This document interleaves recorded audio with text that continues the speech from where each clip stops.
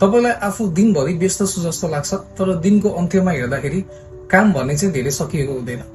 यदि यो प्रब्लम तपाईलाई पनि हुन्छ भने यो भिडियो अन्त्यसम्म हेर्नु होला।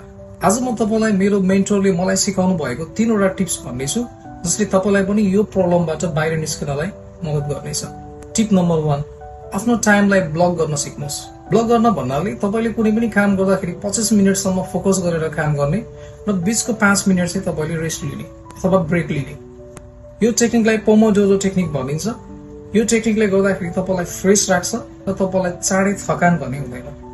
नम्बर 2, मल्टिटास्किङ नगर्नुस्, यानी कि धेरैवटा कामहरू एकैचोटी नगर्नुस्। हामीले धेरैवटा कामहरू एकैचोटी लिनाले यो काम चाहिँ छिटो सकिन्छ कि वा अझ प्रभावकारी हुन सक्छ कि जस्तो लाग्छ। तर विभिन्न अध्ययनहरूले के सुझाव दिन्छ भने हामीले एकचोटीमा एउटा काम लिएर त्यसैमा फोकस गरेर लाग्ने हो भने राम्रो नतिजा आउँछ र त्यो काम प्रभावकारी पनि हुन्छ र यसले हाम्रो थकान कम गर्न पनि सहयोग गर्छ। टिप नम्बर 3, तपाईले भोलि गर्ने कामको अघिल्लो दिन नै प्लान गर्नुहोस्। तपाईले भोलि गर्ने इम्पोर्टेन्ट 3 वटा काम अघिल्लो रात नै लेखेर राख्नुहोस्। यसले तपाईको भोलिलाई क्लियर डिरेक्सन दिन्छ र भोलि बिहान उठ्ने बित्तिकै तपाई ती काममा फोकस गर्न सक्नुहुन्छ।